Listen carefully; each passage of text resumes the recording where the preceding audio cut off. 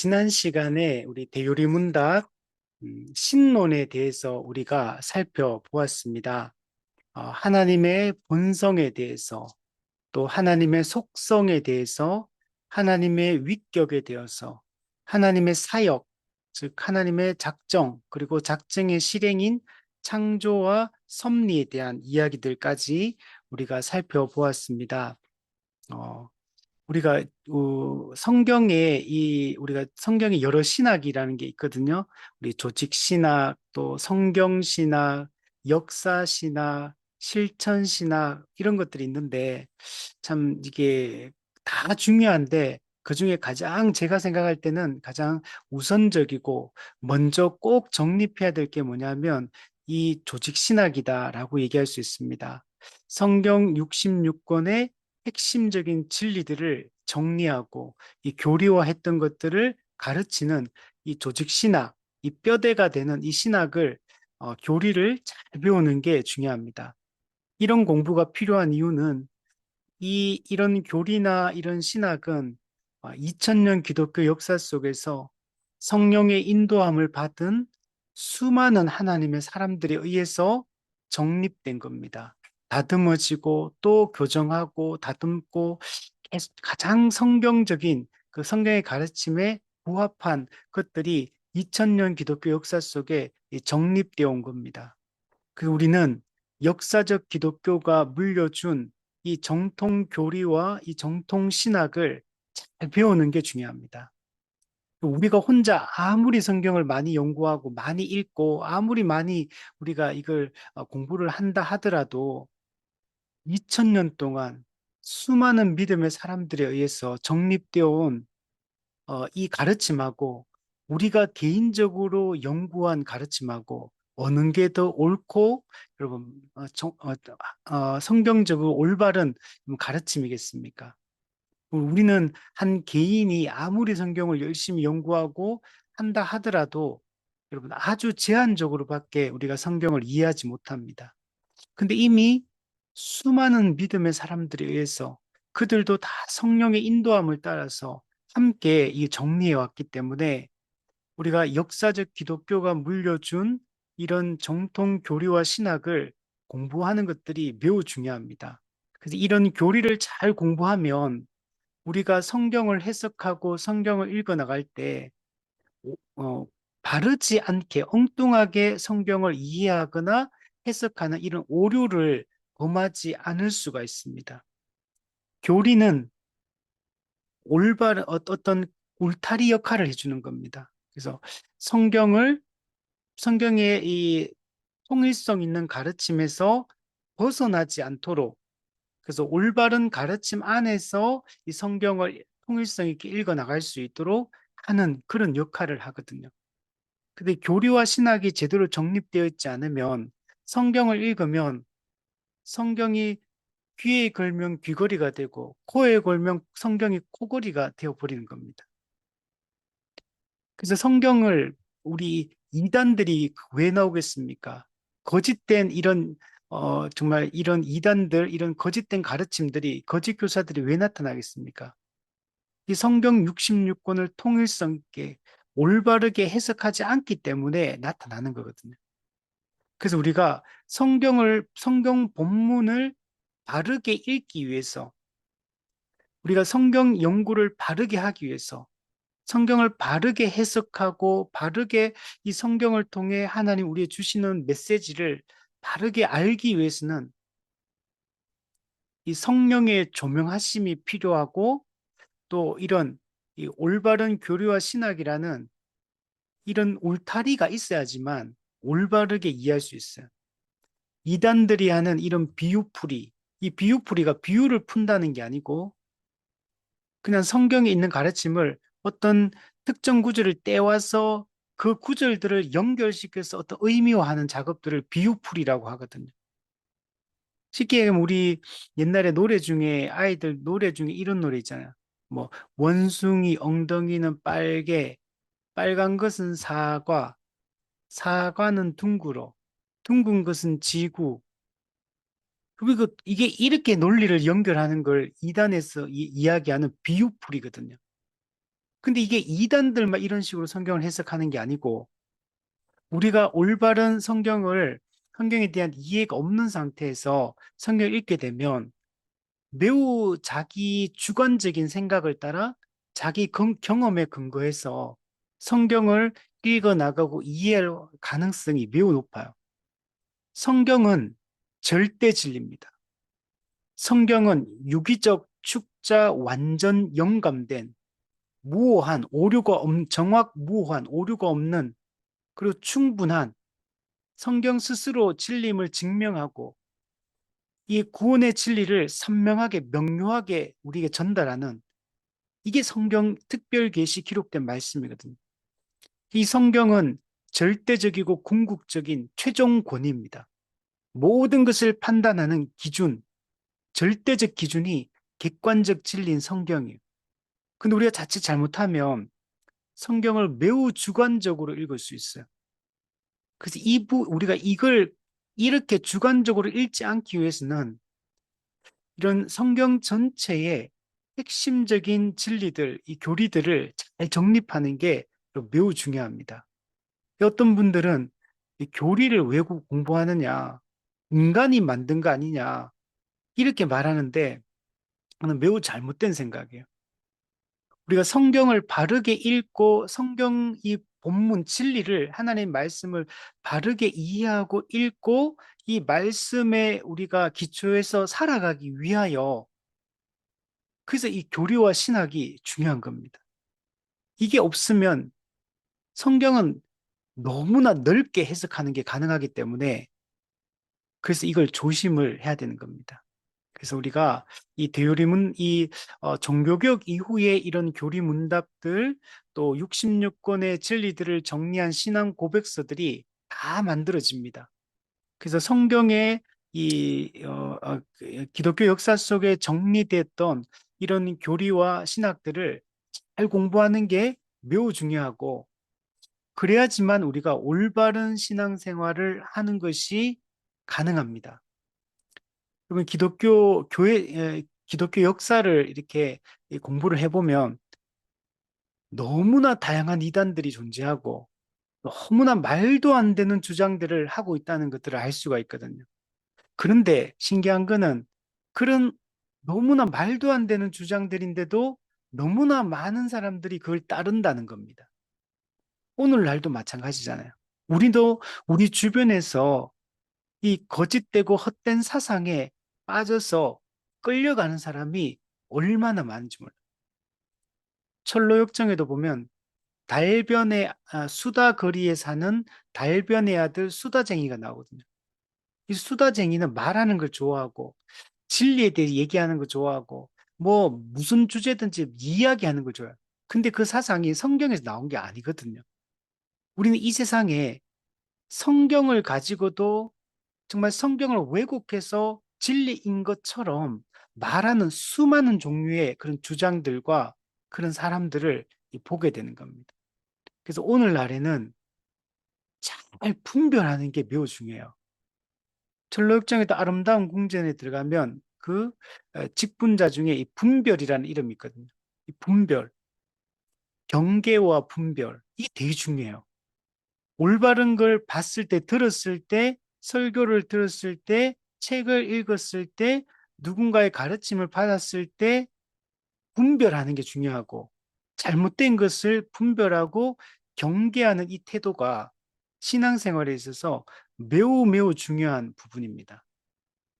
과거에는 이게 교단의 올바른 신학들을 잘 지켜냈는데 지금은 이 교단의 이런 신학들도 많이 변질이 막 뒤섞이고 있고 변질되고 있는 지점이 많고 또 가르치는 교수들도 똑같지가 않아요.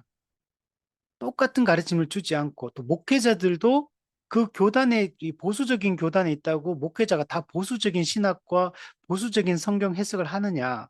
그렇지가 않습니다.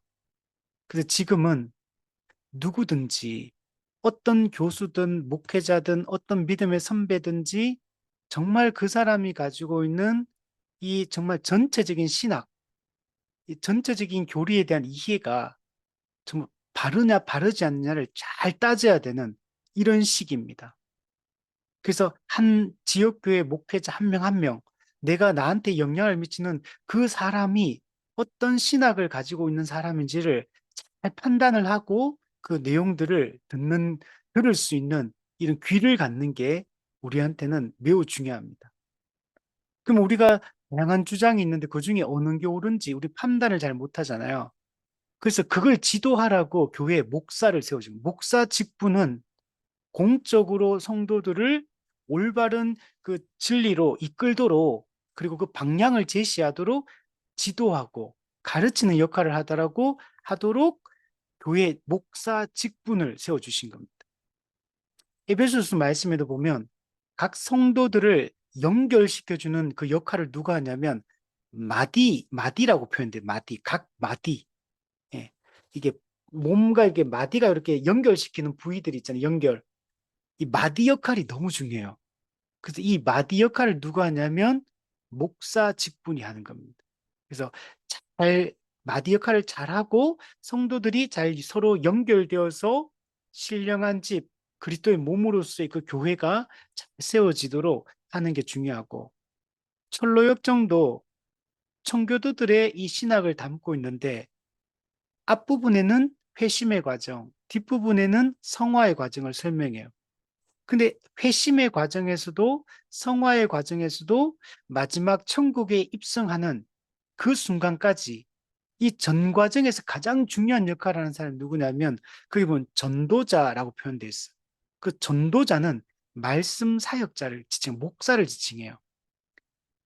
그래서 어떻게 어느 방향으로 가야 됩니까? 무엇을 해야 됩니까? 이 상황에서 어떻게 해야 됩니까? 어떻게 회복할 수 있습니까? 그 모든 것들을 공적으로 지도하고 가르치는 사람이 목사 직분입니다. 그래서 목사가 제대로 된 것을 바르게 가르쳐야 되고 성도들은 들을 때 그 말씀을 열린 마음으로 듣되 그게 정말 올바른 가르침인지를 검토하고 분별하는 이 과정들을 반드시 여러분 거쳐야 되는 겁니다. 이거는 지금 이 화요 교리 강좌도 마찬가지예요. 여러분이 제 말을 무조건 받아들이면 안 돼요. 제 말을 들을 때는 귀담아 듣되 정말 이 말이 성경 66권의 가르침에 일치되는 가르침이냐? 사도적 가르침에 일치되는 가르침이냐? 우리 종교개혁 전통 가운데 우리가 참된 진리를 이어오고 있는데 이 종교개혁의 이게 주류 전통의 이 가르침에 이게 부합되는 가르침인가? 이걸 잘 듣고 판단하고 옳다면 받아들이고 옳지 않다고 생각되면 유보하고 확인하고 점검하는 이 과정을 반드시 여러분 거쳐야 됩니다. 이게 사도행전에 보면 베레아 성도들이 했던 그 태도인 거예요. 열린 마음으로 말씀을 듣되 그러나 이 법적 조사, 이 날마다 이것이 그러한가 상고하는 태도, 이 두 가지 태도가 우리한테는 반드시 있어야 됩니다. 그래서 어떤 게 옳으냐? 그럼 우리가 안전하게 공부하려면 이 종교개혁 시대 때 정립되었던 이 올바른 신앙 고백서와 이 교리 문답들, 이 내용들은 이미 이 검증된 것들이에요. 그래서 이게 영국에서도 만들어지고 스위스에도 만들어지고 네덜란드에서도 만들어지고 스코틀랜드에서 만들어지고 막 모든 지역에서 네덜란드에서 만들어지고 막 만들어져요. 그런 게 지금 우리한테 물려져 있는 거예요. 예를 들면 우리 장로교 전통은 영국에서 1600년경에 만들어졌던 웨스트민스터 표준 5대 문서, 이 웨스트민스터 신앙 고백서, 대요리 문답, 소요리 문답, 예배 모범, 그다음에 교회 정치, 정치 모범 이 다섯 가지가 우리 헌법에 보면 이 다섯 가지가 우리가 따라야 될 신조, 신앙 고백이다라고 이렇게 명백하게 딱 나와 있어요. 근데 그래서 우리는 지금 이 소요리, 대요리, 신앙 고백서, 앞으로 이제 예배 모범, 교회 정치 이런 것들을 이제 공부를 해 나갈 거고 뿐만 아니라 또 네덜란드에서 또 만들어졌던 것들, 또 도르트 신조, 독일에서 만들어진 하이델베르크 교리 문답, 또 이렇게 칼빈의 제네바 교리문답, 뭐 이런 다양한 이런 내용들을 우리가 살피고 공부하는 게 매우 중요합니다. 그래서 이걸 잘 공부해서 우리가 이 진리에서 벗어나지 않도록 우리가 했으면 좋겠습니다. 오늘은 우리가 인간론에 대한 이야기들을 이제 지난주까지 신론에 대한 이야기를 했고, 오늘은 이제 조직신학 중에서 인간론에 대한 이 내용들을 한번 오늘부터 한번 살펴보도록 하겠습니다. 이 인간론이 되게 중요해요. 성경이 말하는 인간은 어떤 존재인가? 타락 전 인간의 상태, 그 다음에 타락 후 인간의 상태, 또 예수님을 믿고 난 이후의 인간의 상태, 그리고 예수님 재림 이후에 완성된 하나님 나라에 들어간 인간의 상태. 그래서 우리가 인간을 이해할 때는 기본 이 네 가지 상태로 인간을 이해해야지만 올바른 인간에 대한 이해를 할 수 있습니다. 우리 이 세상에서도 인간을 연구하는 학문들이 많잖아요. 그러니까 일반적으로 그런 것들도 우리가 도움을 받아야 돼요. 그러나 그러니까 일반적으로 이 세상에서 하는 이 인간에 대한 이 학문들은 철학이든 뭐 심리학, 뭐 상담학 뭐 이런 거 많잖아요. 근데 이거는 정확하게 인간에 대한 완벽한 걸 보여주지 못합니다. 거기는 하나님과 또 창조된 인간, 그리고 인간 타락, 또 그리고 그리스도를 통한 회복 이런 개념들이 없어요. 그냥 일반적인 의미에서 인간에 대한 그 이제 연구를 해서 인간의 어떤 특징들을 설명하는 거기 때문에 일반 인간에 대한 학문들도 우리가 도움을 받고 또 우리가 공부해야 될 지점들도 있어요. 그러나 정확하게 정말 인간의 본질에 대해서 설명해 줄 수는 없습니다. 인간의 기원에 대해서도 설명할 수 없고 또 인간의 존재의 변화에 대해서도 설명할 수 없고 또 마지막 인간의 그 결과, 최종적인 운명에 대한 얘기들도 이 일반적인 인간 학문에서는 이걸 해줄 수가 없습니다.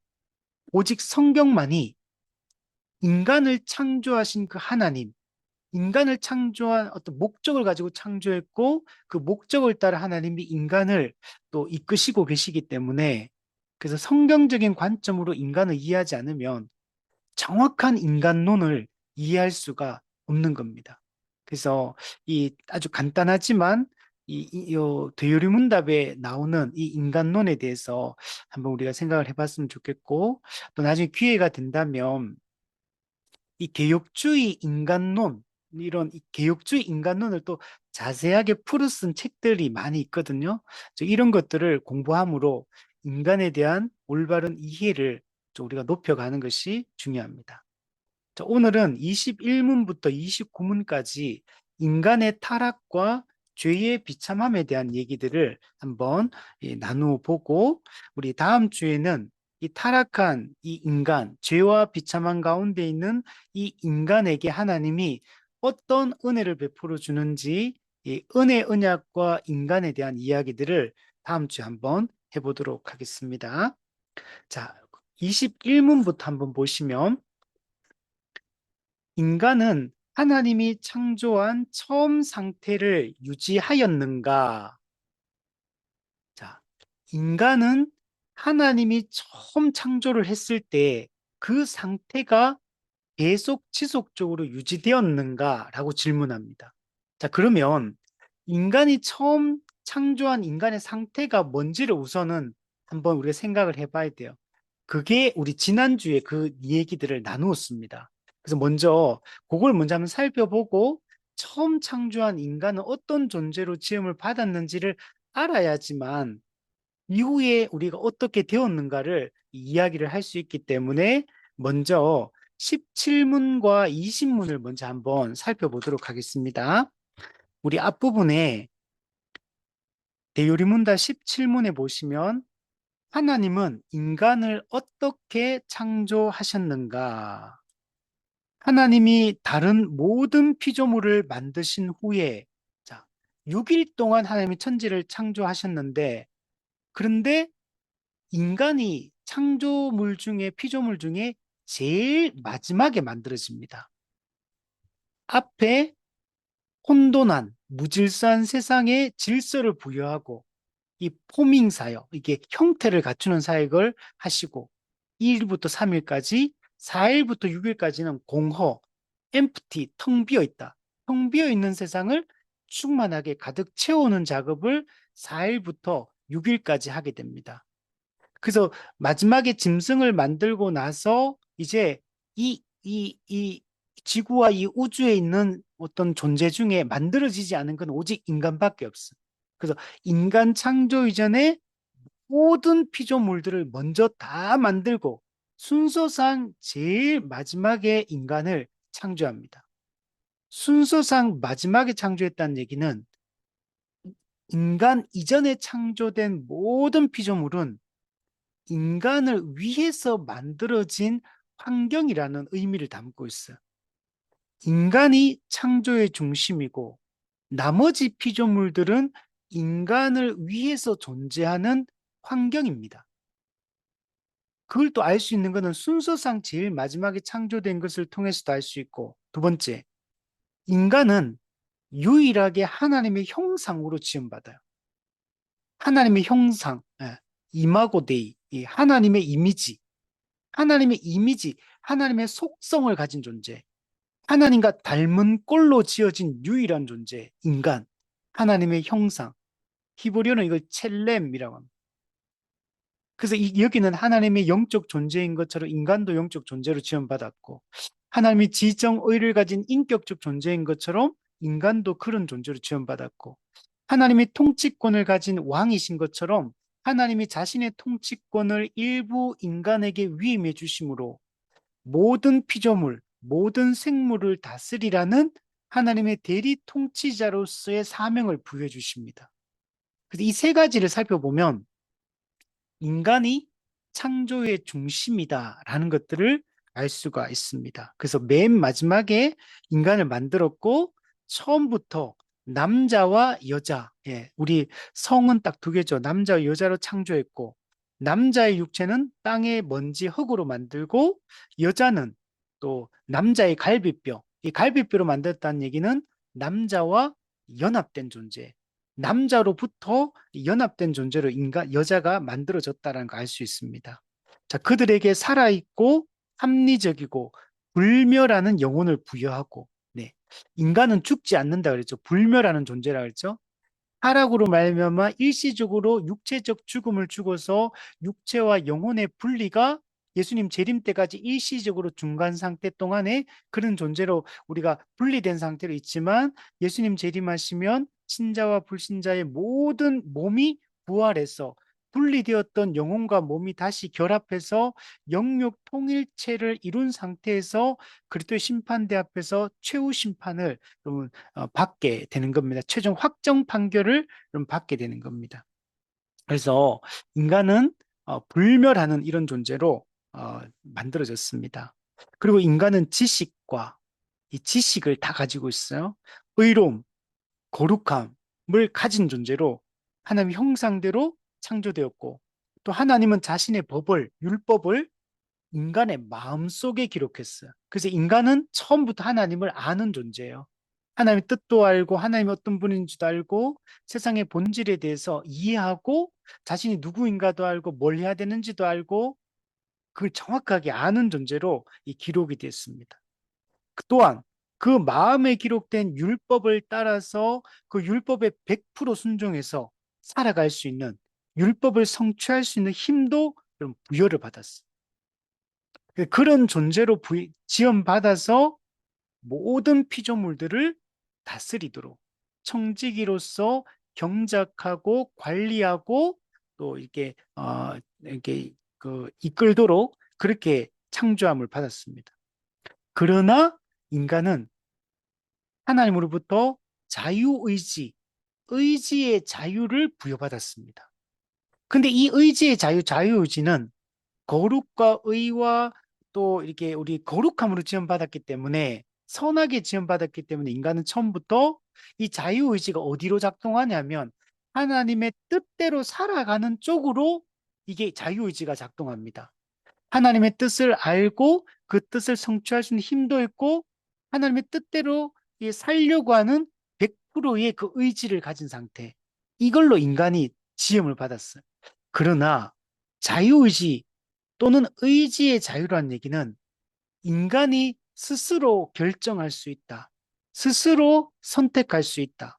즉, 하나님은 인간의 우발성, 인간이 스스로 선택해서 뭔가를 이렇게 결정 내리는 것들을 막는 분이 아니에요. 자유의지를 하나님 주셨고, 자유의지 주시는 이유는 뭐냐면, 인간과 하나님이 인격 대 인격으로 인격적 교제를 나누기 위해서, 인격적 사귐을 가질 수 있는 존재, 이걸 이제 하나님과의 교통, 하나님과의 교제, 이게 가능한 존재로 인간을 만드신 겁니다. 만약에 자유의지를 인간에게 주지 않았다면, 그럼 인간은 어떤 존재냐? 그냥 프로그램된 로봇 같은 거예요. 그냥 허수아비 같은 거예요. 우리 이게 인형 줄 매달아가 하는 거 있잖아요. 그냥 주인의 뜻대로 움직이는 거죠. 그러면 따라가지는 않겠죠. 대신에 여러분, 이 줄에 매달려 있는 인형하고 우리 인격이 만나서 교제할 수 있습니까? 그건 불가능하잖아요. 인격과 인격, 자유의지를 가진 인격과 인격으로 만나서 지정의를 가진 인격과 인격이 만나서 교제하는 그 기쁨은 없는 겁니다. 하나님은 우리 요한 1서 사귐, 하나님과의 사귐, 이 교제를 위해서 우리를 이렇게 지으신 거예요. 그렇다고 해서 하나님이 외로워서 인간을 지은 건 아닙니다. 하나님은 스스로 충족되는 분이요. 삼위 하나님과의 그 연합과 교제 가운데 아무런 이게 부족한 게 없어요. 하나님 스스로 충족되고 이게 만족되는 분이거든요. 그럼에도 불구하고 하나님의 신기한 뜻 가운데, 신비로운 뜻 가운데 인간을 만들고 인간과 하나님은 교제하기를 원하셨던 겁니다. 그래서 자유의지를 줄 수밖에 없고, 그래서 자유의지가 있기 때문에 우리 마지막에 타락할 수 있다. 타락의 가능성을 가지고 있는 존재로 지어졌다. 이렇게. 그러나 인간은 거룩과 의와 지식을 가진 상태로 지원받았고, 또 그 마음에 기록된 율법을 지킬 수 있는 힘도 부여받았기 때문에 타락하는 게 어려운 거지, 하나님의 뜻대로 살아가는 거, 순종하는 게 더 쉬운 겁니다. 존재가 그렇게 지원받았기 때문에. 자, 그리고 이 신문을 한번 보시면 창조된 상태의 인간에 대한 하나님의 섭리는 무엇이었는가? 창조된 상태에서 인간에 대한 하나님의 섭리는 그를 낙원 에덴 동산에 두고, 그 에덴 동산을, 이 에덴 동산은 하나님 나라를 상징하고 있는 공간이에요. 그래서 에덴 동산을 신학적으로 뭐라 부르냐면 하나님 나라의 원형이다. 왕이신 하나님이 통치하는, 자기 백성을 통치하는 세상의 원형적 모습을 에덴 동산이라고 표현해요. 근데 여기는 하나님이 온전히 임재하시는 장소이기 때문에, 그래서 이 에덴 동산을 또 뭐라고 부르냐면 성전이라고 부릅니다. 하나님의 임재로 충만한, 하나님의 완전한 임마누엘이 이게 이루어지고 있는 이 성전, 이 에덴 동산. 여기 두고 이 하나님 나라의 영토인 이 에덴 동산을 가꾸도록 임명을 하셨습니다. 그리고 땅의 소산을 먹을 자유. 그래서 마음껏 먹어라. 임의로 먹어라. 이 말은 마음껏 먹어라. 부족함이 없도록.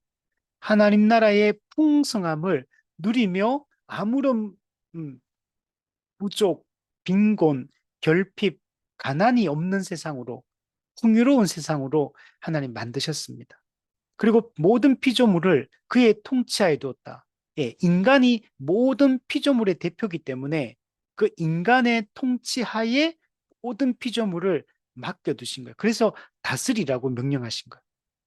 그리고 이 인간에게 주어진 사명, 이 다스림의 사명을 잘 수행해서 하나님의 나라를 더 풍성하게 만들도록 이 사명을 감당하는데 도움을 주기 위해서 결혼 제도, 한 몸이 되어서 인간에게 주신 사명, 다스림의 사명을 함께 협력해서 잘 수행하도록 하나님이 이 결혼 제도를 만드셨습니다.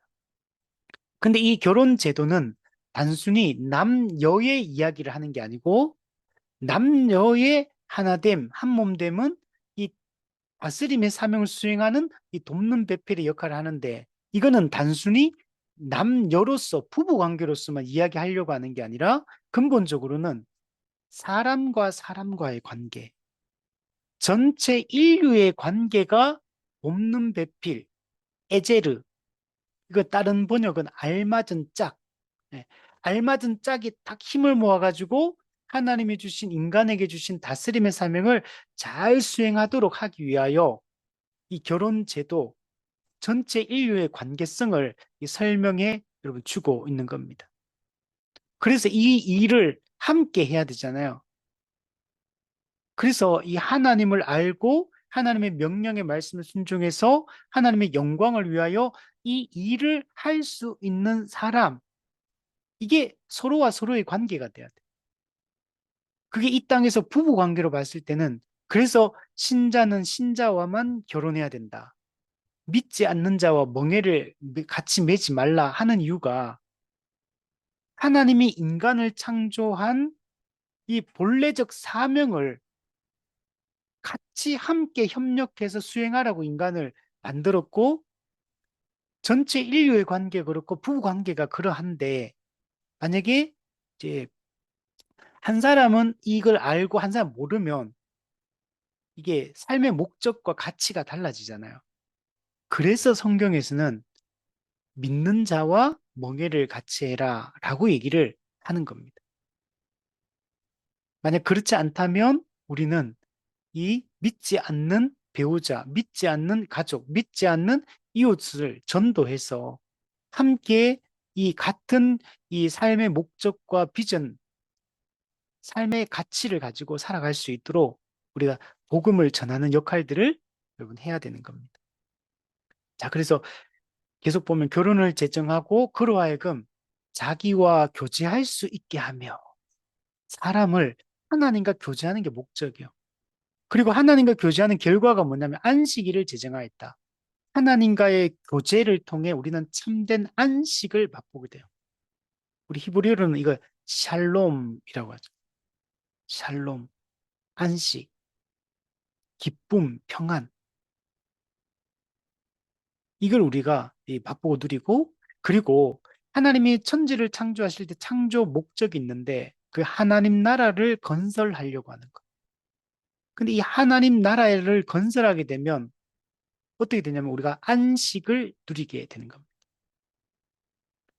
그래서 영국의 청교도 중에 리차드 백스트가 있는데 이분이 쓴 책 중에 성도의 영원한 안식, 하나님 나라의 본질은 왕이신 하나님의 통치에 순종함으로 영원한 안식을 누리는 게 하나님 나라의 본질이에요.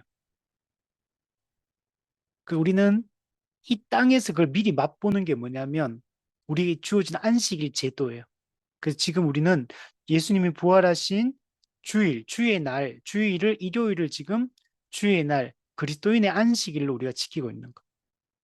그래서 공적 예배를 드리는 주일이 천국 완성된 하나님 나라에서 누리게 될 그 영적 안식을 가장 집약적으로 맛보는 게 여러분 주일입니다. 이 땅에서 천국을 미리 맛보는 가장 집약적으로 그 예배의 모든 순서들 주일날 와서 하는 그 공적 예배, 공동 식사, 그리고 성경 공부, 그리고 복음 전도, 그리고 선행, 이 모든 것들이 이 주일 천국을 맛보는 방식이에요. 우리가 안식한다, 주일날 안식한다 할 때 그냥 몸이 쉬는 걸 얘기하는 게 아니에요. 우리가 주일날 제일 바쁘고 몸이 제일 피곤하다. 그래서 주일 되면 안식을 제일 못 누린다. 이런 얘기 하잖아요. 그건 안식 개념을 모르기 때문에 그런 거. 그러면 집에 가가 그냥 침대에 누워가지고 하루 종일 뒹굴뒹굴 하면 안식을 누리는 겁니까? 그냥 내 맘대로 그냥 여행 다니고, 그냥 소풍 다니고, 그냥 하고 싶은 낚시 다니고, 뭐 이러면 안식을 누리는 겁니까? 안식일 쉰다. 라는 건 뭐냐면 섬김으로 하나님 안에서 쉰다. 이런 의미예요. 그러니까 섬김으로 안식을 누린다. 일함으로 안식을 누린다. 성도의 교제를 나눔으로 안식을 누린다.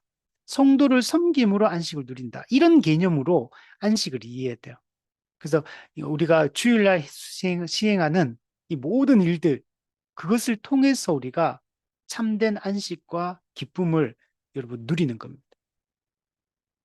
자, 밑에 보면, 자, 그리고 생명나무를 보증으로 하는 인격적이고 완전하고 영속적인 순종을 조건으로 그와 생명의 언약을 맺고 사망의 형벌로서 선악을 알게 하는 나무 먹는 것을 금지하였다. 이건 무슨 말이냐면, 에덴 동산 중앙에는 두 나무가 있습니다.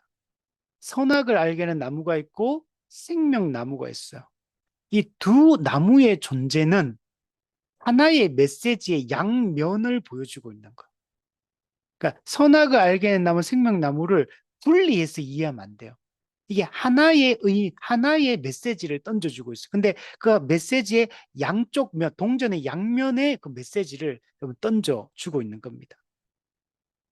하나님 지금 에덴 동산 안에 있잖아요. 인간은 아까 보면 낙원에 두고 에덴 동산 안에 둬요. 그 말은 인간은 만들어지자마자 하나님 나라 안에 들어와 있는 겁니다, 이미. 그리고 하나님과 교제하며 대리 통치자의 사명을 수행하며 함께 즐겁게 하나님과의 수직적 관계, 인간과 인간의 수평적 관계, 또 인간과 자연과의 이 관계, 이 모든 관계가 올바르고 충만하게 기쁨을 누리는 하나님 나라를 누리는 상태가 처음 만들어졌던 인간의 상태예요. 그러면 중요한 건 뭐냐면 이 하나님 나라 안에서 영원히 살아가는 게 중요해요. 이제 그렇게 살려면 이 하나님 나라 안에서 살기 위한 언약의 조건을 만족시켜야 돼. 그 언약의 조건이 뭐냐면 하나님을 하나님으로 인정하고 하나님의 말씀에 순종하는 게 필요해요. 만약에 하나님을 하나님으로 인정하지 않고 하나님의 말씀에 불순종하게 되면 하나님을 거부하고 하나님의 왕대심을 부정했기 때문에 그 에덴 동산 하나님 나라에서 여러분 쫓겨나게 되는, 추방당하게 되는 겁니다. 근데 하나님은 이걸 원하시겠습니까? 원하지 않죠. 하나님은 인류의 대표고 피조물의 대표인 인간이 하나님의 명령의 말씀에 순종함으로, 즉 하나님의 주대심을 인정함으로, 하나님의 왕권을, 주권을 인정함으로 그분의 말씀에 순종해서 하나님과 영원히 함께 살아가기를, 하나님 나라 안에서 영원히 살기를 하나님이 원하십니다. 그런데 인간은 자유의지가 있기 때문에 타락의 여러분 가능성이 있거든요. 그래서 하나님은 인간이 그렇게 되기를 원치 않으십니다. 그래서 미리 경계를 시켜주고 있는 거예요. 선악을 알게 하는 나무의 열매를 먹지 말라. 즉, 하나님을 부정하지 마라. 하나님의 왕대심을 부정하지 마라. 너는 참된 왕이 아니다. 내가 참된 왕이고 너는 피조물이다. 창조주와 피조물의 경계선을 넘지 말고 참된 주인이 누구인가를 잊지 마라. 그래서 그게 명령의 말씀에 순종하는 것으로 그 하나님과의 관계를 깨뜨리지 않아야 돼요. 이 언약의 조건, 이 명령에 대한 순종이 반드시 여러분 필요한 겁니다. 그래서 그 목적, 그걸 명령하신 이유는 하나님 나라 안에서 영원히 하나님과 함께 영원한 생명을 누리며 살게 하기 위함이에요. 그래서 선악을 알게 한 나무를 열매를 먹지 말라라는 이 금지 명령을 주신 거. 그러니까 이 금지 명령을 준 거는 인간을 괴롭게 하려고 준 게 아니고 인간을 골탕 먹이려고 준 게 아니고 인간이 하나님 나라에서 하나님과 올바른 관계 속에 영원히 살게 하기 위하여 하나님이 미리 경계의 말씀을 주신 겁니다. 그래서 만약에 이 명령을 지키면 그 얻게 되는 결과가 뭐냐면 생명나무예요. 생명나무가 그걸 보여주고 있어요. 뭘? 생명나무는 영원한 생명을 보여줘요. 만약 말씀에 순종하고 하나님을 인정하고 하나님 뜻대로 살아가면 영원한 생명을 누릴 것이다 라는 걸 생명나무가 보여주고, 근데 선악을 알게 하는 나무의 열매를 먹지 말라. 먹으면 반드시 죽으리라. 근데 만약 이걸 명령을 어기고 그 열매를 따먹게 되면 반드시 죽으리라. 영원한 하나님의 진노와 저주 가운데 처하게 될 것이다. 근데 하나님은 이걸 원하는 게 아니라 순종함으로 생명나무가 보증하는 그 영원한 생명을 누리기를 원하신 거예요. 이게 원래 그 에덴 동산의 이런 모습이었던 겁니다. 자, 다시 21문에 돌아와 보면, 자, 그러면 이런 인간은 하나님이 창조한 처음 상태를 유지하였는가? 자, 그들 자신의 의지의 자유에 맡겨진 의지의 자유, 이 자유의지를 얘기하는 거예요. 그리고 이 자유의지는 원래는 하나님의 뜻대로 살아가는 이 선한 의지였습니다. 그 하나님과 이 인간은 순종하고 하나님과 사귐이 가능한 이런 존재로 지음받았어요. 자, 의지의 자유에 맡겨진 우리의 인류의 첫 부모는, 자, 근데 어떻게 되냐? 사탄의 유혹을 통하여 금지된 열매를 먹음으로써 하나님의 계명을, 선악과 금지 명령이, 하나의 계명이 이 하나님의 뜻 전체를 담고 있어요. 그 하나님의 계명을 범했으며 그리하여 창조된 무죄의 상태로부터 타락하였다. 이게 인간이 처한 상태예요. 인류의 첫 부모 아담과 하와는 사탄의 유혹, 원래 아까 그랬잖아요. 거룩과 의와 지식으로 지음받았기 때문에 선악 하나님의 명령의 말씀을 순종하는 게 쉬워요, 인간은. 존재 자체를 그렇게 지음받았기 때문에 선악과 따먹는 게 이게 어려운 거지. 안 따먹는 게 훨씬 쉬운 일이에요. 존재가 선하기 때문에. 하나님의 뜻을 알고 있기 때문에. 그 뜻의 명령에 순종할 수 있는 능력을 가지고 있기 때문에. 그런데 의지의 자유가 있는 상태인데 타락한 마귀, 사탄이 찾아와서 미혹을 하니까 그 넘어가 버린 거. 그래서 다른 데 보면 어떻게 되냐면 인간은 고의로 이 선악과를 따먹게 됩니다. 의도적으로, 고의적으로. 그럼 사탄은 어떻게 인간을 타락하도록 이게 유혹했느냐 하면 하나님에 대한 인식을 왜곡시키는 방식으로 합니다.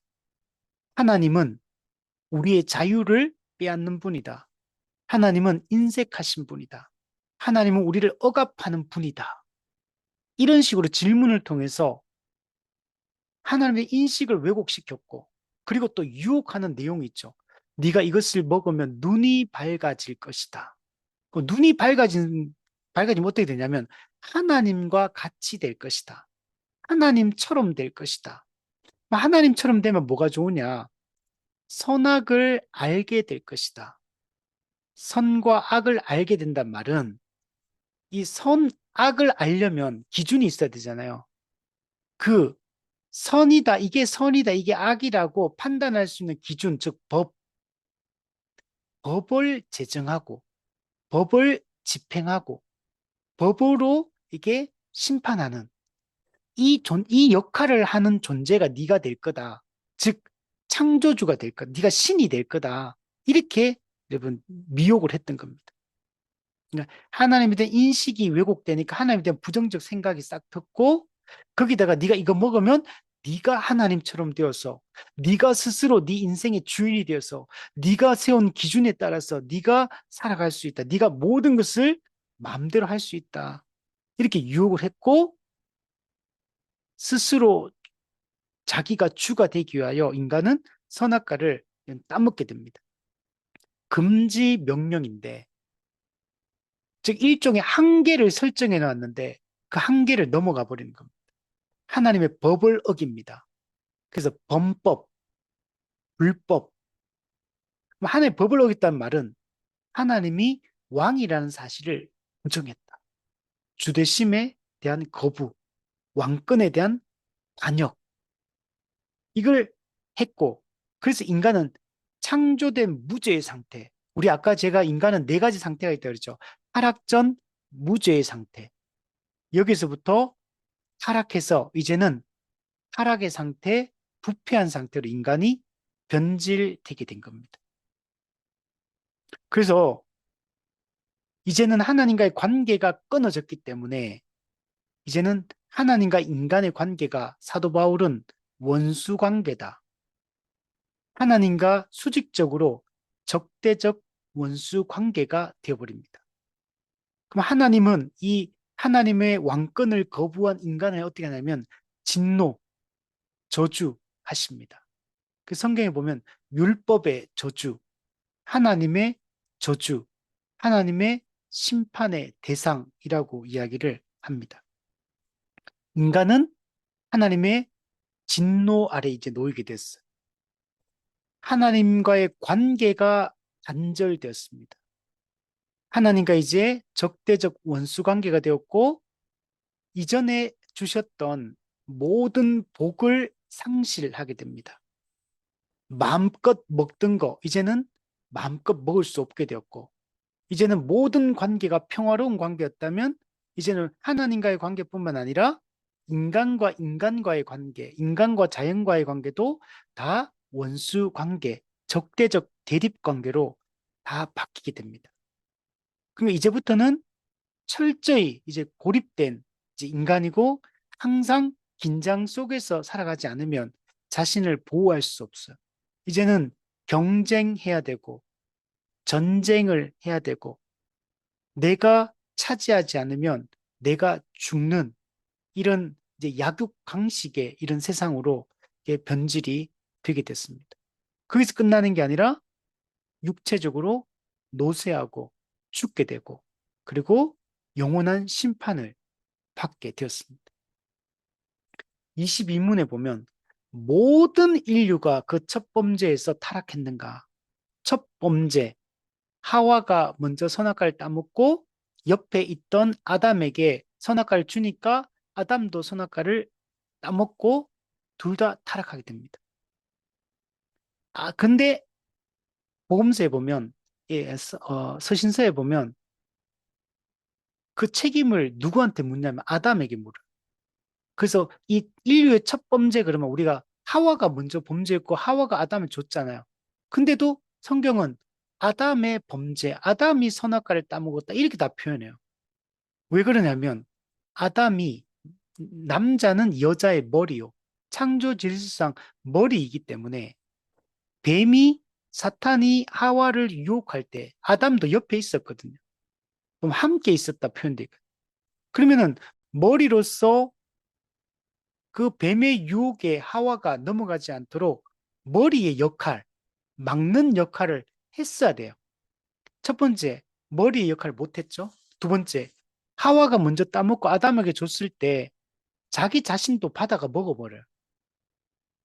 그러니까 아담이 머리로서 역할을 전혀 하지 못했다라는 것들을 알 수가 있습니다. 그래서 다 타락을 하게 됐죠. 근데 그러면 실제로 선악과라는 열매를 따먹은 거는 아담과 하와 두 사람만 따먹었잖아요. 그 이후에, 그리고 아담과 하와는 타락 이후에 에덴 동산에서 추방당합니다. 내쫓았다. 쫓아내시고. 그러면 생명나무는 에덴 동산 안에 있고 동쪽에 문이 하나가 있는데 인간을 쫓아내고 그게 두루 도는 화염금과 그룹들이 이제 지키는 아무도 이제 에덴 동산 안으로 들어가서 생명나무의 열매를 먹고 영원한 생명을 누릴 수 없게 됐죠. 다 쫓겨났으니까. 그런데 그 선악과도 에덴 동산 안에 있는 거고. 근데 왜 아담과 하와 두 사람이 선악과 따먹었는데 근데 왜 모든 인류가 그 첫 범죄, 선악과 열매 따먹는 그 범죄에서 왜 모두 다, 모든 인간이, 오고 오는 모든 인간이 다 타락했다라고 이렇게 말하는 거냐. 여러분, 우리는 선악과 본 적도 없잖아요. 선악과 따먹은 적도 없는데, 우리는 그 당시에 태어나지도 않았는데, 왜 그걸, 왜 아담 하와가 따먹었는데 왜 우리 모두가 범죄했다라고 얘기하느냐. 자, 보시면, 아담과 맺은 언약은 뭐냐면, 하나님이 천지를 창조할 때 아담과 하나님 사이에 맺은 이 창조 언약, 이 창조 언약은 행위 언약입니다. 창조 언약, 행위 언약을 맺었는데, 근데 이 맺은, 아담이 하나님과 맺은 이 언약은 자기 자신만을 위한 것이 아니라 하나의 공인으로서, 여기 중요한 거야. 아담은 여러분, 한 개인으로서, 아담 개인으로서 하나님과 언약을 맺은 것이 아니라 하나의 공인, 대표로서 그의 후손들도 위한 것이다. 즉, 아담뿐만 아니라 모든 인류의 공인, 대표로서 아담이 이, 하나님과의 이 행위 언약을 맺은 것입니다. 인류의 대표로서 하나님과 행위 언약을 맺은 겁니다. 자, 그렇기 때문에 통상적인 출생에 의해서, 즉, 자연 생육법, 즉, 보통 생육법, 남자와 여자 사이에 태어나는 모든 인류는 아담 안에서 여러분 범죄한 거. 아담 안에서 인 아담, 아담과 연합된 상태인 것. 대표기 때문에. 근데 그 안에서 범죄했으며 그 첫 범죄에서 아담과 함께 모든 인류가 타락했다라고 얘기를 하는 겁니다. 이걸 뭐라 부르냐면 대표성의 원리, 연합의 원리라고 얘기를 합니다. 로마스 5장이 이 연합 교리, 대표성의 교리를 이런 보여주고 있어요. 한 사람으로 말미암아 죄가 세상에 들어오고, 한 사람 아담, 인류의 머리였던 아담, 대표자였던 아담. 한 사람으로 말미암아 죄가 세상에 들어오고, 그리고 죄로 말미암아 사망이 들어왔나니, 즉 사망, 죽음이라는 것은 죄의 결과인 겁니다.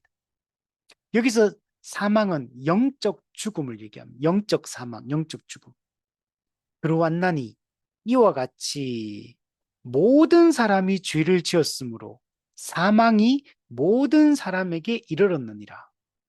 분명히 앞부분에 한 사람으로 말미암아 죄가 들어오고 그 죄의 결과로 사망이 들어왔다라고 얘기했는데 뒷부분에는 모든 사람이 죄를 지었고 모든 사람에게 사망이 이르렀다라고 얘기를 한다는 거예요. 대표성의 원리, 연합의 원리. 아담 한 사람 안에, 아담은 인류의 대표, 공인이고, 아담 안에 우리 모두가 여러분 포함되어 있는 것. 모두가 여러분 속해 여러분 있는 겁니다. 그리고 아담이 했던 그, 그 죄의 결과가 그럼 아담에게만 미치는 게 아니라 대표로서 공인으로 했던 거기 때문에 아담의 모든 죄는 모든 인류에게 그 영향을 미치게 됩니다. 그래서 모든 인류에게는 이 원죄가 여러분 전가가 됩니다. 전가 교리. 원죄의 전가, 죄의 전가가 이제 우리 가운데 이루어지게 된 겁니다. 그래서 우리는 아담은 대표다. 인 아담. 아담 안에서 아담과 연합된 상태 우리 모두가 있다. 근데 이제 나중에 우리 인류의 두 번째 대표가 와서 하나님과 새로운 언약을 맺어요. 그게 은혜의 언약입니다. 다음 주에 공부하게 돼. 그 은혜 언약은 누가 맺냐면 하나님과 예수님 사이에 맺는 언약이에요. 근데 그 예수님 어떤 분이냐면 예수님 한 개인으로, 한 사람으로 맺는 게 아니라 인류의 대표로서 예수님과 예수님 안에서 우리 인류가 다 포함되어 있는 거. 그 안에서 하나님과 언약이 맺어진 게 은혜의 언약인 거. 자, 그래서 영국의 마틴 로이드 존스 목사님, 또 뭐 헤르만 바빙크 이런 분들이 이 연합 교리, 이 대표성의 교리를 잘 설명해 줘요. 대표적으로 로이드 존스 목사님은 이렇게 설명했습니다. 하나님은 언제나 머리와 대표자를 통해 인류를 다루어 오셨다. 하나님이 인류를 다루시는 방법은 머리, 대표자를 통해 인류 전체를 다루시는 겁니다. 그래서 인류 전체의 이야기는 아담으로 인해 어떤 일이 일어났는가? 첫 번째 인류의 대표였던 아담으로 인해 어떤 일이 일어났는가? 모두 다 죄와 사망에 이르게 됐죠. 자, 두 번째, 인류의 두 번째 대표이신 예수 그리스도로 인해 어떤 일이 일어났으며 예수님 우리 위해 십자가 죽으시니까 우리가 그분을 믿음으로 우리가 구원을 받게 되었죠. 그리고 앞으로 또 무슨 일이 일어날 것인가? 네, 앞으로 예수님을 믿고 따르는 자들에게는 앞으로 어떤 일이 일어날 것인가? 이 내용으로 요약할 수가 있다. 이렇게 얘기했어요. 그리고 하나님은 인류를 다루시는 방식이 머리, 대표자를 통해 우리를 전체를 여러분 다루신다.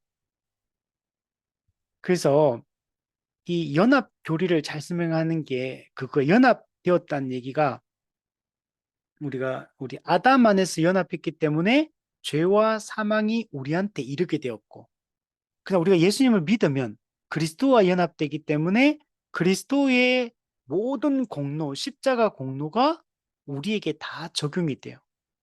예수님의 수동적 순종, 우리를 대신해 십자가 못 박혀 형벌을 받으신 그 사건이 우리가 직접 형벌을 받은 것으로 하나님 인정해 주시고, 예수님 능동적 순종, 예수님이 율법에 우리를 대신해서 완전히 순종하신 그것을 언약적 의무로 이행한 것을 우리가 직접 율법에 100% 순종한 것처럼 하나님이 여겨주시는 겁니다. 그래서 우리는 죄 사함과 의롭다함을 좀 받게 되는 겁니다. 그래서 우리가 그 그리스도를 우리가 믿으면 우리가 죄 사함과 의롭다함 받아요. 그리스도와 함께 십자가에 못 박혀 죽고 그리스도와 함께 십자가 무덤에서 부활하는 겁니다. 그리스도의 죽으심에 연합하고 그리스도의 부활에 연합해서 새 생명을 우리가 얻게 된 겁니다. 구주와 함께 나 죽었으니 구주와 함께 나 살았도다. 그리스도가 십자가에 못 박혀 죽을 때 우리의 손이 포개져서 함께 십자가에 못 박혀 죽었어요. 그리스도가 무덤에서 부활하실 때 우리도 그리스도 안에서 함께 부활한 거예요. 우리의 옛사람이 그리스도와 함께 십자가에 못 박혀 죽고 우리는 그리스도와 함께 새 사람으로 여러분 다시 태어나게 된 겁니다. 주의 손에 나의 손을 포개고 또 주의 발에 나의 발을 포개어 나 주와 함께 죽고 또 주와 함께 살리라. 이 일이 일어난 우리의 머리이신 그리스도, 우리의 대표자이신 그리스도 때문에. 근데 그 이전에 먼저는 아담 안에서 우리 모든 인류가 죄와 사망에 여러분 이른 겁니다. 자, 23문에 보면 타락이 인류를 어떤 상태로 이끌었는가? 자, 인간의 타락은 인류를 죄와 비참의 상태로 이끌었다. 네. 그리고 모든 인류를 죄 가운데 그리고 죄의 결과인 비참함 가운데 우리를 이끌었어요. 그래서 아담의 타락 이후에 모든 인류는 죄 가운데 있고 죄의 지배를 받고 죄에 완전히 조종당하고 그 죄의 결과로 이 비참함, 우리 비참하다 말 쓰잖아요. 비참한 가운데 우리가 있게 여러분 된 겁니다. 하이델베르크 교리문답 2문에 보면 우리가 참된 위로를 우리가 누리며 살기 위해서 반드시 알아야 할 세 가지가 있다. 첫 번째, 나의 죄와 비참함은 무엇인가를 알아야 된다. 즉, 우리의 죄인됨을 철저히 자각해야 돼요.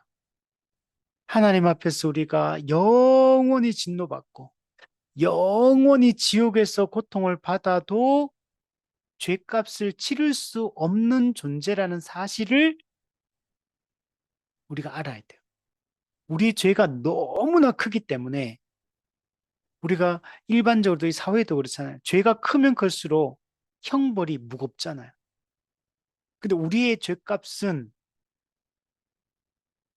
영원히 지옥에서 형벌을 받아도 죄값이 지불되지 않을 만큼 죄, 죄의 무게가 무겁다라고 하는 거예요.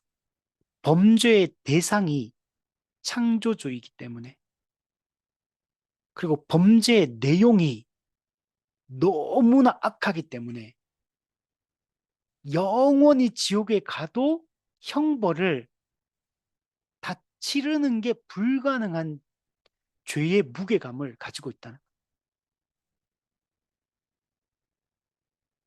죄의 그 심각성을 알아야 돼. 우리가 하나님을 부정하고 거부한 죄의 심각성. 하나님 믿지 않고 예배하지 않고 그분을 그분을 우리가 따르지 경외하지 않는 것의 죄의 무게가 얼마나 큰지 알아요. 영원히 하나님의 진노를 받아도 그 진노를 다 감당할 수 없는 만큼의 죄의 무게를 가지고 있다는 사실을 알아야 돼. 우리 철로역정의 일과 영적으로 깨어나는 죄인, 성경을 읽고 율법은 죄를 깨닫게 한다. 율법에 비추어 보니까 우리가 얼마나 큰 죄를 깨달아.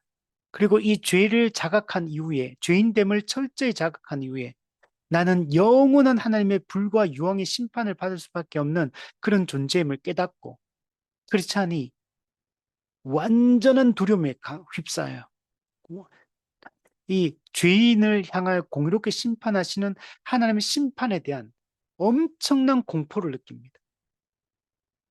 그게 여러분 영적으로 깨어나는 첫 출발점이에요.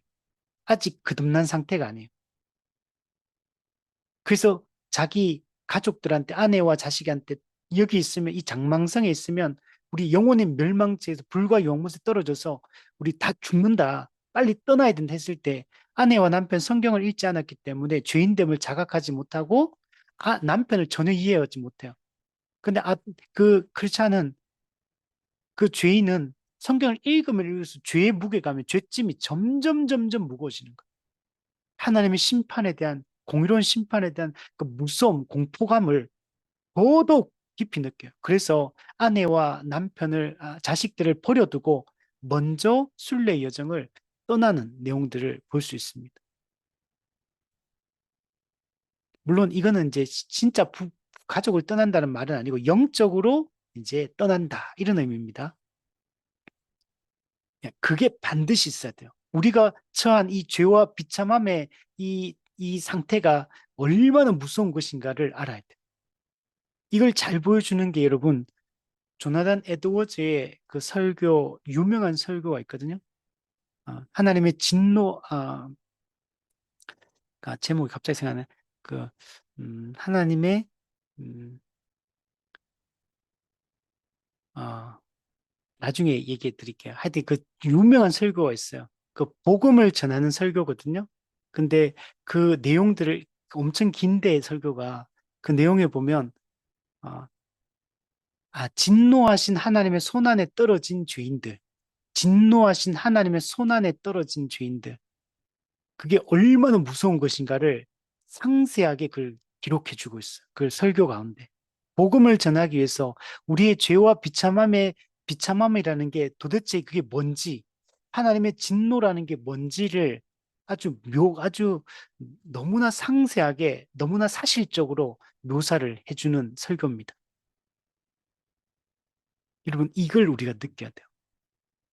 죄를 깨닫는다 할 때, 내가 죄인임을 인정한다, 죄인됨을 자각한다는 말이 그게 뭘 의미하는지를 깊이 나의 죄인됨을 깨닫는 게 반드시 필요합니다. 인류 최초의 이 죄는, 이 선악과를 따먹은 죄는 명백한 하나님의 명령의 말씀에 불순종하는 것이고, 이 명령하신 창조주 하나님을 거부하고 부정하는 것. 고의적으로 명백한 하나님의 뜻을 어기는 겁니다. 하나님의 법은 하나님의 의지를 담고 있거든요. 하나님의 의지의 반기를 들고 있는 겁니다. 이 하나님의 법은 하나님의 본성으로부터 나온 거예요. 하나님의 본성을 침해하는 것. 이거는 곧 하나님의 존재 자체를 거부하고 부정하는 것과 같은 것입니다. 이게 얼마나 큰 죄인지 세상적으로 막 착하고 양심적이고 도덕적이고 사람을 잘 배려하고 자기 걸 희생하고 남에게 내 걸 내어주고 그렇게 해도 창조주를 인정하지 않는 거, 창조주 하나님을 믿지 않는 거, 그 창조주에게 마땅한 예배를 드리지 않는 거, 그 창조주의 말씀에 순종하지 않는 죄는 가장 무겁고 심각한 죄예요. 피조물끼리 행하는 윤리도덕적인 죄는 아주 사소한 죄에 불과한 거야. 그게 비하면.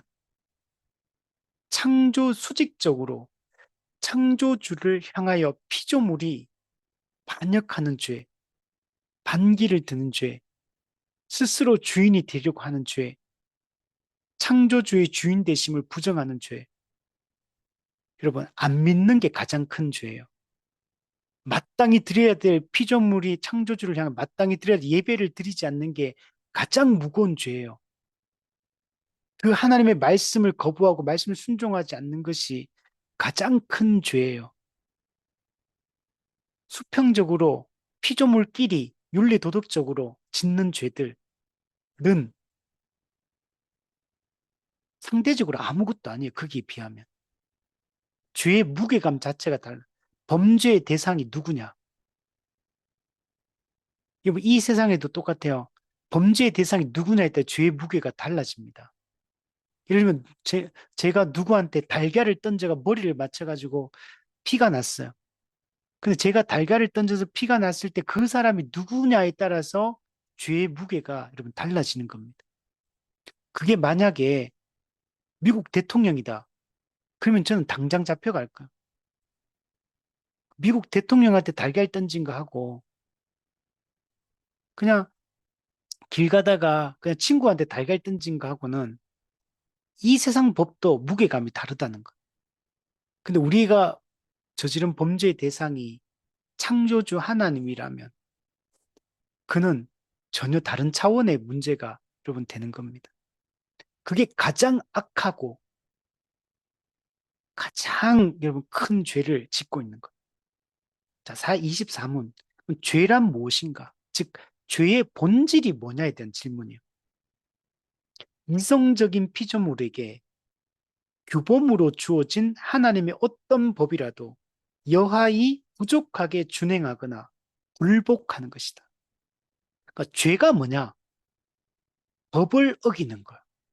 창조주의 법, 하나님의 법, 신의 법을 부족하게 준행하거나 아니면 불복, 안 지키고 범법 지키지 않거나 불법, 법을 어기는 거. 이게 여러분 죄의 여러분 본질이다. 그래서 죄가 헬라어로 하말티아, 관역에서 벗어났다. 하나님의 뜻, 하나님의 법에서 벗어난 상태를 죄라고 얘기하는 거. 그 하나의 법이 뭡니까?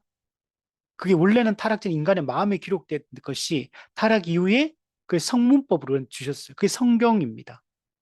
성경 말씀에 위배, 성경 말씀을 부정하고 성경 말씀을 지키지 않고 말씀을 이게 어긋나는 게 여러분 죄의 본질이. 인간은 이런 죄를 저지른 겁니다. 그래서 불법, 범법, 하나님의 주되심을 거부한 죄, 하나님의 창조주의 자리를 주인 되심을 부정하고 찬탈하려고 했던 죄, 하나님께 최고의 위치를 드리기를 부정하는 죄, 이걸 성경에서 말하는 죄라는 거예요. 그러니까 성경에서 죄의 본질은 수평적 차원의 문제가 아니고 수직적 차원, 창조주와 피조물의 관계성에서 나오는 죄입니다. 그래서 죄를 우리가 일반적으로 수평적으로 윤리 도덕적으로 인간과 인간 사이에 일어난 어떤 일, 윤리 도덕적으로 이해를 하면 안 돼요. 두 번째, 형법적 차원에서 이해도 안 돼요. 대한민국 헌법을 어기면 죄, 뭐, 사기치고, 이게 도둑질하고 이러면 우리가 형법에 의해서 그러니까 벌금을 내든 감옥 가든 이렇게 하잖아요.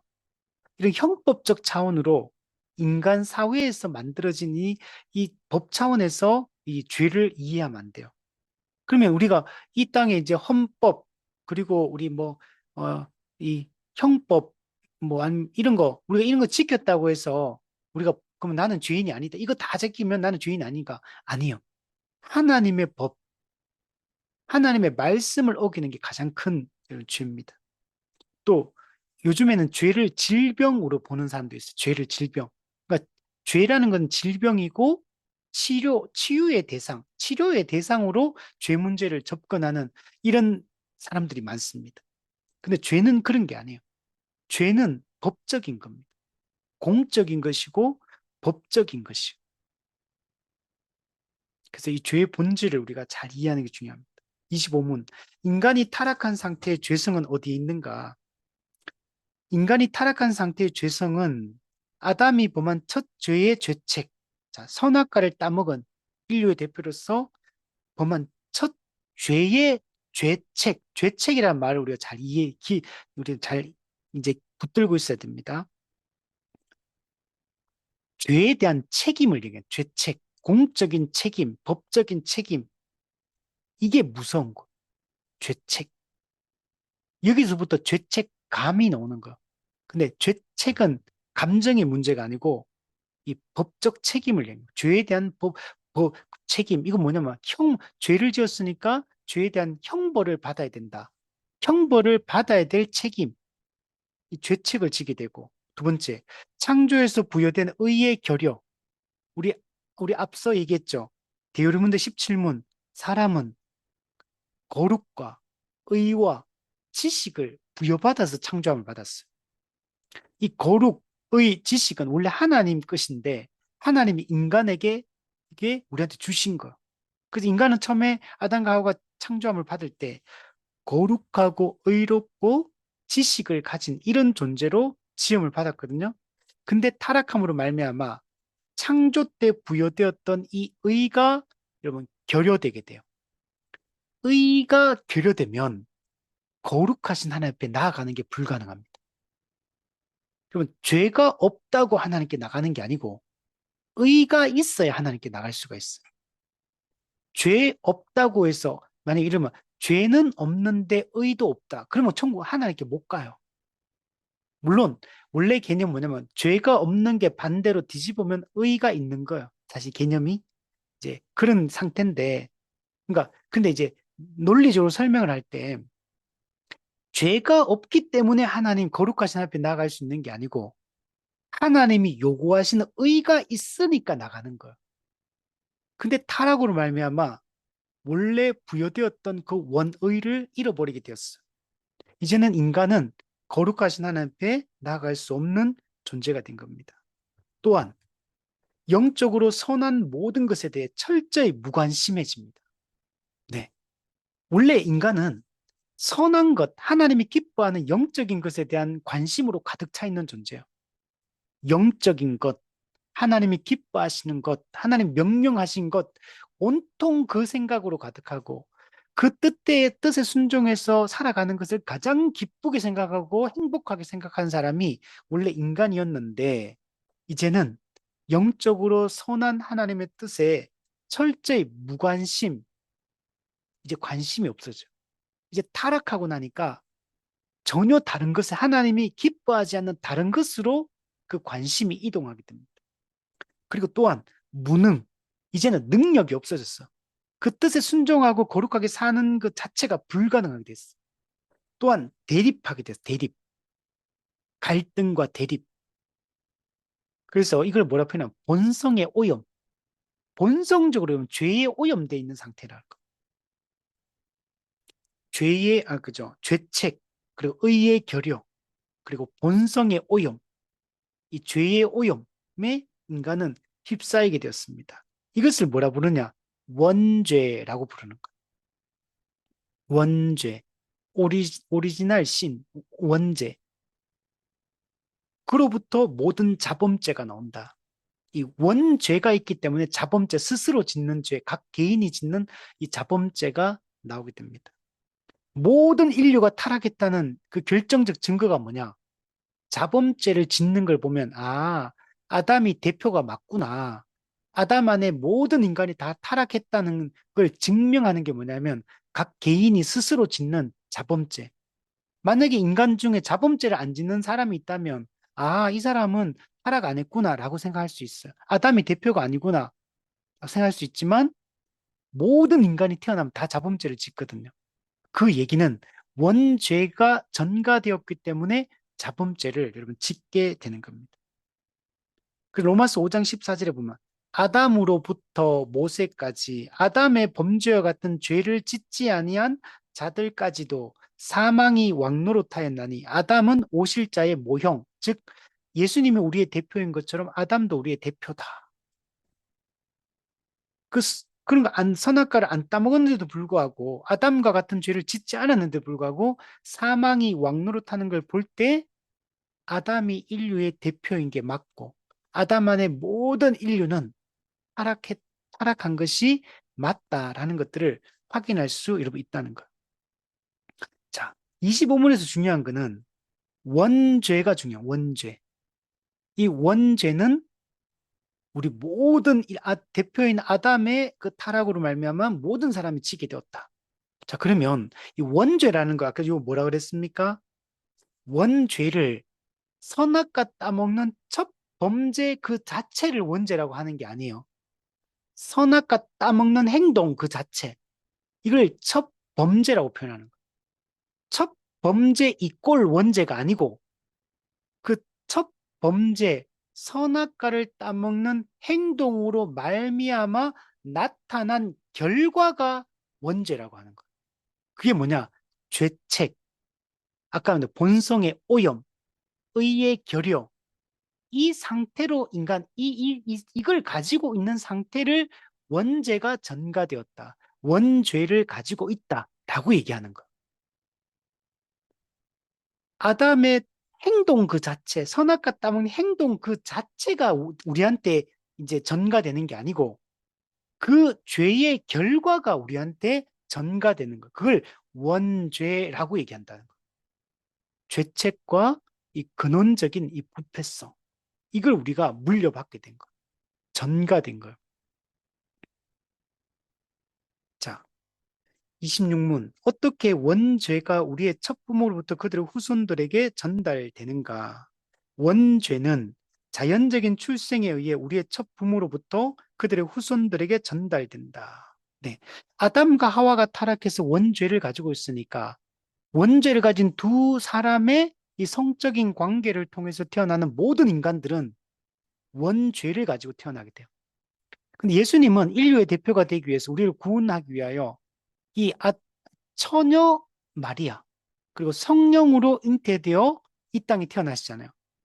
성육신 하시잖아요. 근데 왜 그럴 수밖에 없냐면 만약에 그렇게 안 태어나면 남자를 가까이 한 마리아 사이에 태어나게 되면 원죄를 가진 예수님이 돼버려요. 뭐 원죄를 가진 예수님이 돼버리면 메시아가 될 수가 없어요. 대속자가 될 수가 없어요. 그래서 예수님은 반드시 죄가 없는 그러나 완전한 인간으로 태어나야 되기 때문에 성령으로 잉태되고 그러나 사람을 통해 태어나야지만 완전한 인성을 갖게 되기 때문에 마리아, 처녀 마리아를 통해 이 땅에 태어나게 되는 거예요. 그래야지만 인류의 대속자, 구속자가 될 수가 있어요. 예, 대속, 즉 대신 죽는 게 가능해요. 죄가 없는 존재하지만. 태어날 때도 죄가 없어야 되고 살아가는 동안에도 율법을 어기면 안 되고 죄를 지으면 안 돼요. 그럼 대속자가 될 수 없어. 그 예수님이 이제 그런 분으로 이 땅에 오셔서 사역을 하신 겁니다. 자, 그러므로 그들로부터 그러한 방식으로 나온 모든 사람들은 죄 가운데 임신되고 출생된다. 자연생육법으로 태어난 모든 사람은 그 모든 인류가 가지고 있는 원죄, 죄책과 부패성을 가지고 여러분 태어나게 되는 겁니다. 그래서 인간은 원죄를 가지고 태어났고 자범죄를 지으며 살아가게 됩니다. 그러므로 모든 인간은 하나님의 진노와 심판을 받아 영원한 지옥에 가는 것이 마땅한 그런 존재로 전락하게 된 겁니다.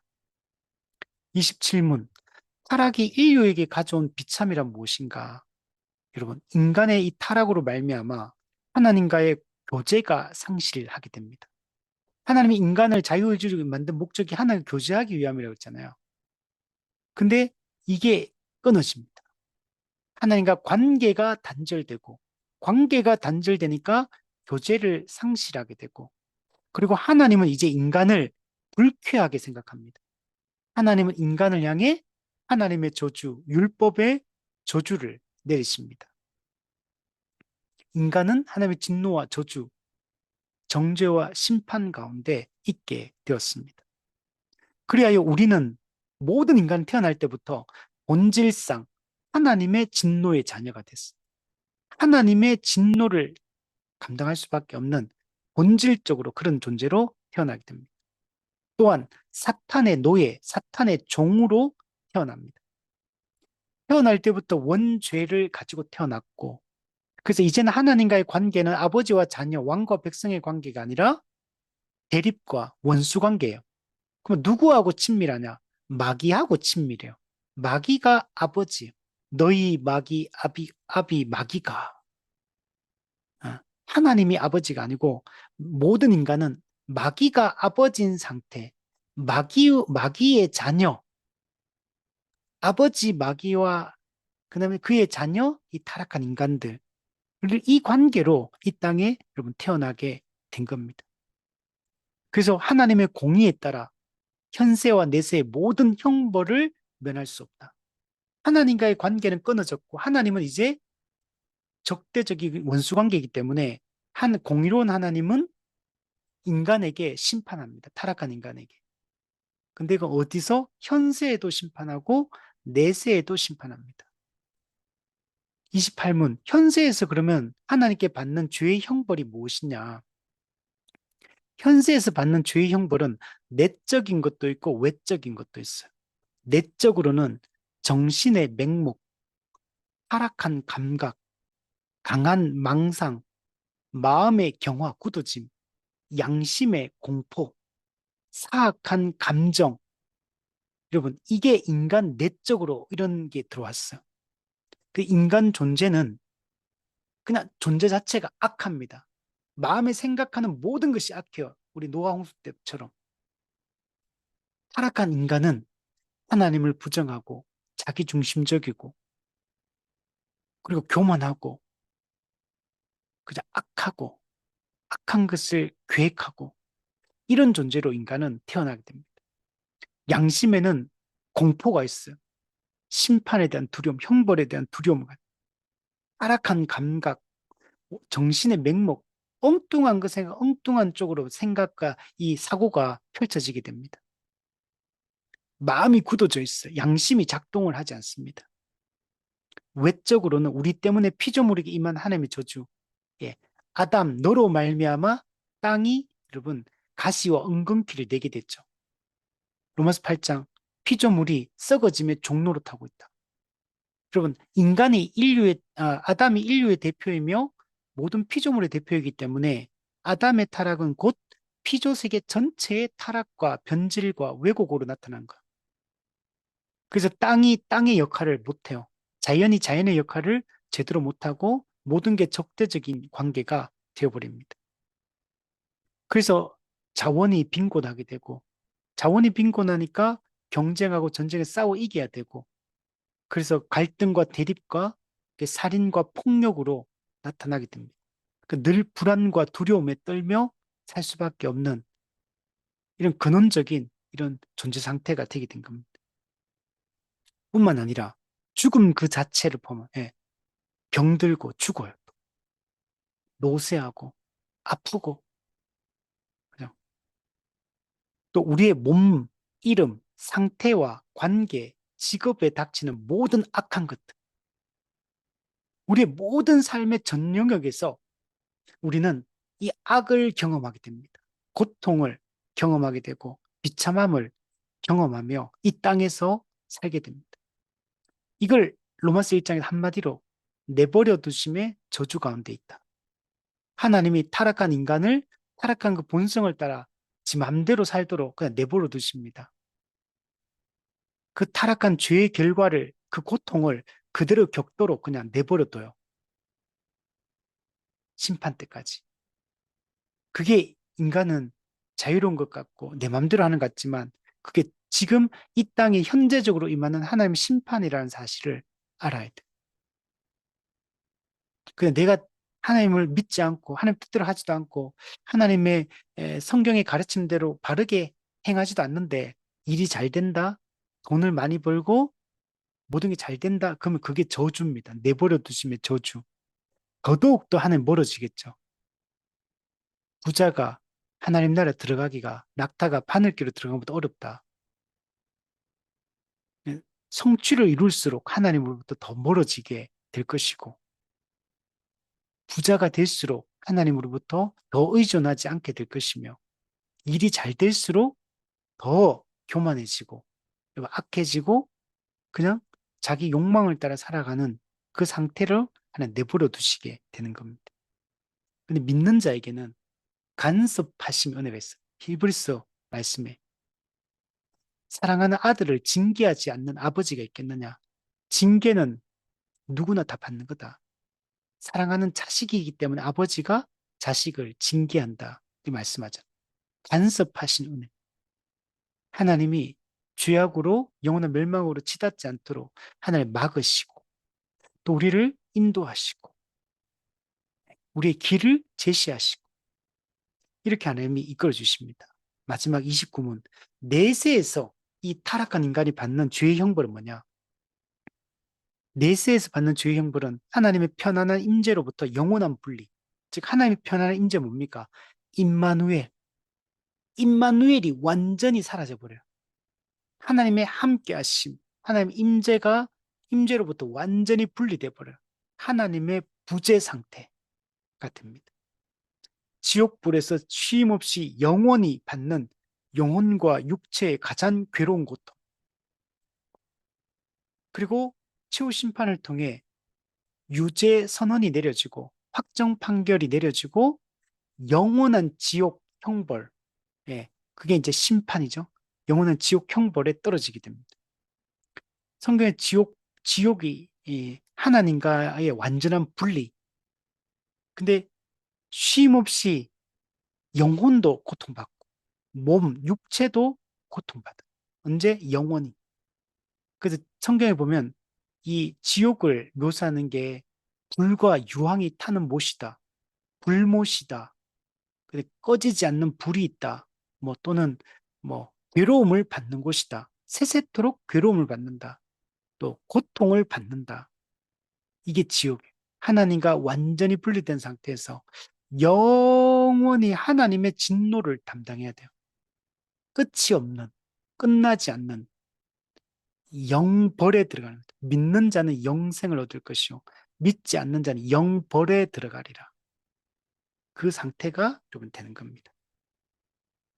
자, 하나님은 인간을 선하게 하나님을 알고 뜻대로 살아갈 수 있는 의지의 자유를 가진 존재로 됐잖아요.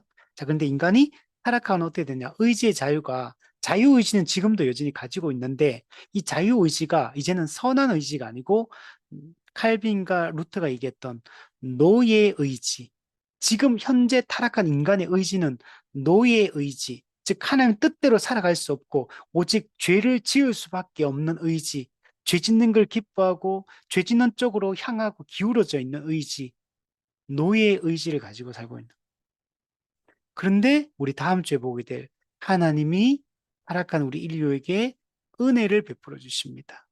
하나님이 은혜의 언약을 선포하시고 이제 은혜로 우리를 구원하십니다.